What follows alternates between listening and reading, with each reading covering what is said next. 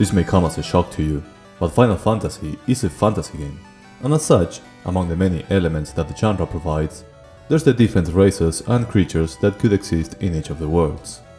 Some of them are going to be shared among the most popular and iconic series and media, like the existence or reintroduction of elves and orcs, thanks to the likes of authors such as Tolkien or Dungeons & Dragons, while others are going to be so iconic and unique to the Final Fantasy brand that are going to be labeled as mascot of the series, like how the Chocobos and Moogles are, among many others actually.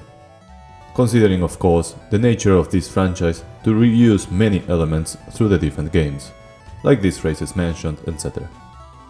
But today I want to explore and talk about the lesser known races that made their appearance in maybe one single game of the franchise, and more or less surprisingly, they didn't have a proper return, or at the very least not an enough big impact during it, so it went under the radar, in comparison with other one-hit wonders out there. Let me know which one you can remember the most out of this, and please like and subscribe to the channel for more Final Fantasy goodness.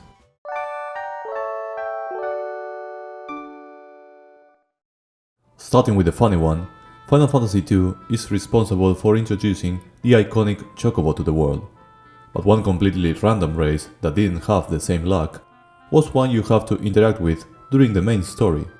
They are the Beavers. Their names are pretty straightforward though. They are just a bunch of beavers spending time at the end of the snow cave, enjoying their time in the water as one would expect. In one of the most obscure story quests, you can interact with these fairy fellas, and while they can only speak in growls and chitters, our party member Guy, apparently, is able to understand one of them, and with that, learn more about the place and the item we were looking for at the dungeon, to make our progress conveniently and reach the dungeon boss Adamantoise. And then you just slip through the wall, of course. This might be one of the most random moments in the game because the small plotline about Guy learning the language of the animals of the world, I don't think it led anywhere, but that makes it more fun to me, so I don't mind. Now there's this funny idea. Moogles were originally planned to debut in Final Fantasy II, but it never happened as the idea to include them evolved and turned into this inclusion of this beaver race. So maybe in one alternative reality, these beavers are the official Final Fantasy mascots over the Moogles, who knows? A reality maybe where Chocobo looks like this too. Next, I want to mention two races from Final Fantasy VIII, a game whose setting is more known as a steampunk one, which in a similar way to Final Fantasy VI or VII, makes things more tamed in its world. Or at the very least, it can give you a different impression to other more traditional fantasy settings. But that doesn't mean that it can get weird pretty quickly. While Squall and most of the crew are part of an educational establishment known as Balam Garden, a place where they train to become toy soldiers basically, and your headmaster is just another pretty normal human called Sid, of course. This place will be funded by the garden faculty that responds to their garden master, known as Norg, who feels it came out of left field, as he is part of a race known as SHUMI. The SHUMI are a race of vaguely humanoid creatures with big hands for their crafting abilities, who live in isolation on Winter Island in Travia. Seemingly simple and artistic in nature, they possess a unique technology that merges both man-made and bio-natural products. You are able to know more about their village once with Laguna, who is going to be treated there during his travels, and would make such a good impression on the village that they'll build a statue for him, and later in present time you do some side quests with Squall, where you can see cute moments of some of them wanting to follow the steps of their idol Laguna and travel around the world. They are a nice group, living a relaxed and gentle lifestyle. You could say that Norg is more like the bad apple of the bunch, and his appearance is a magnification of his own greedy lifestyle. But there's another one that deserves a spot here, and it's the one I think is almost outrageous that it didn't become a mascot of the series, or at the very least appear elsewhere often: the Moomba. MOOMBAS, as cute as they seem already in their models, are actually a final form of the SHUMI, and what they aspire to become ideally, so they are connected in that sense technically, although that's information I would have never guessed if I didn't read the wiki. Their story are also heavily connected with Laguna, as they were the ones taking care of him at the village during those days, and in other scenarios, like at Lunatic Pandora, while Laguna wanted to teach them how to speak. To the point that in present time, when the MOOMBAS help Squall from the torture chamber for example, they'll confuse him with his father and at least attempt to speak like humans. Besides these small story involvements, a Moomba can be used as a summon attack, with the use of a friendship item. Using it will activate the incredible intimidating attack Moomba Moomba.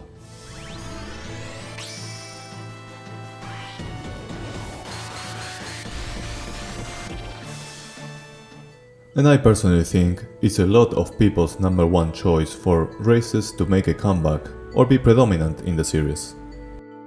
But hey, they did turn Poo Poo into a mascot, kinda.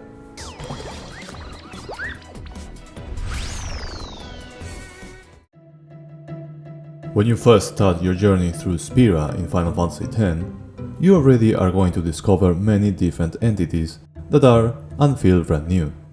You are going to meet and get used to with the existence of new but relevant races, like Himari being part of the Ronso, or Seymour being part of the Wado. And I guess the Alved are also a race in the most realistic sense possible. But there's one that exists in this world that doesn't have much relevance in the plot, and they are the HYPELLO. These blue amphibian creatures, that look alien-like to me at first glance, are known for being around Moonflow and operating the ship-off service that will transport you through land and water. They are like bus drivers. More noticeable, and taking advantage of being the first voiced Final Fantasy game, they will have a very specific pronunciation than the rest of Spira in English, often in lisping words with an S sound. Impossible! Impossible! And ending their sentences with a question tone instead. As their amphibian look suggests, they are agile in the water, and not so nimble on land, walking awkwardly in a sluggish way. Shame they don't play Blitzball though, the Ronso can. I also think it's nice to mention the existence of the Shubuf. I don't know if they count as a unique special race, or just, a type of animal that is around. But they are often seen working together with the HYPELLO, so I guess if anything, they fit in this same category and it's worth mentioning. And if we are talking about more Final Fantasy X goodness, one could argue that this funny fella is also a distinctive race. Even though for me, they look like people with outfits, but even then, they got recently known because of the Final Fantasy XIV expansion, Dawn Trail. So there's that. In opposition to that, as slightly mentioned before, when you are traveling through the planet of games like Final Fantasy VI or VII, you don't get to meet different wacky races like in 10. There are mostly humans, with the Genova vs Cetra thing in the background. One that stands out is Red 13 or Nanaki of course, which as a party member, he is pretty remarkable. So it may or may not be kinda surprising to see that the dungeon questline in his hometown of Cosmo Canyon is about a new and unique race known as the Gi tribe. I guess it's unfair to include them here in a list of forgotten races, because Final Fantasy VII Rebirth was recently out, and it covered the part of the game where you can actually visit the Gi tribe, and given the nature of this type of remake, expand a little bit on it. So it's surely more refreshed in everyone's minds, but given how mysterious and oddly specific they fit in the world of OG FF7, it's a deserving shoutout. I think part of it is that FF7 was made under the idea of let's throw any and every fun idea we got into this sandbox. So eventually one of them was a questline involving this undead ancient tribe. You'll explore a sealed cave in Cosmo Canyon to learn the truth of Nanaki's father, and in there, the enemies are going to be the undead spirit of this tribe. Skeletal looking warriors, armed with spears and armors that makes you think of ancient Mesoamerican cultures, which I think is to match Nanaki's inspiration design too. While learning about the past wars between the Gi and Nanaki's tribe and father, we also meet the leader, Gi Natak, that escapes from its seal and engages with us as the dungeon boss, defeating it once again.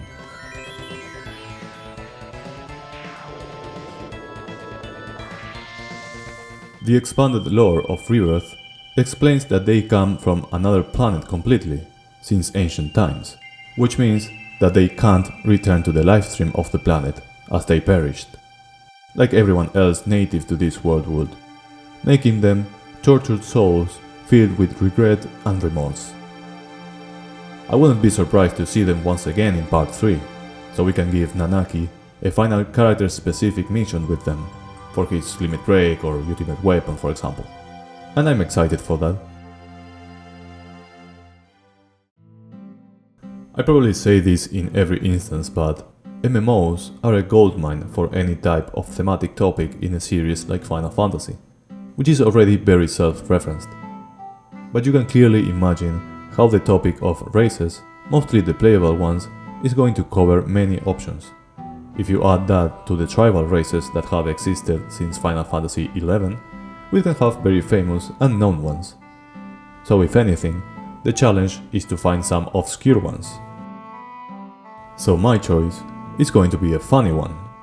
When I think about turtles in Final Fantasy, and this may happen to you, I think about the Adamantoids, right? Sometimes these enemies are strong and relevant enough to be bosses of a dungeon, sometimes to be super bosses that can stomp you very easily. Which is why I find so funny that in Final Fantasy XI, the race known as QUADAV exists. They are, of course, turtle-like creatures, but unlike the previous ones, these are bipedal and behave like another normal civilization, with their army and own kingdom, as they mine for a living. The terrain where they live has made them tied to earth elements and skilled to use the materials they crafted, adapting their skills into metalworking for their sake, for example. It may be rude from my part, but seeing a turtle standing like a bulky dude in armor is quite a fascinating view. Nanaki did say that it's hard to stand on 2 feet. But you can imagine there's a ton more out there, like a Yagudo under big feathers, or the insectoid Antica, very cute name. In a similar fashion, we have the existence of Final Fantasy XIV, the arguably main MMO of the series. And with an extensive world, there are a ton of races unique and referential to find, from tribal beasts to playable ones. But until I experience ones that I haven't seen anywhere in my own playthroughs, I am down to read your own suggestions for which one you think fit best for most obscure Final Fantasy races from that game. And while not an MMO, the world of Final Fantasy XII is one of the most extensive ones out there, creating their own sub-series of the Ivalice games, which prompt many unique races that remains the most iconic ones in the entire series till this day, like the Viera for example. If I have to pick one for this particular video, I am between two, the Garif, which you can mostly find at the village of Yahara, and the URUTAN YENSA, mostly seen at the Sand Sea through the Dalmasca Western Sand.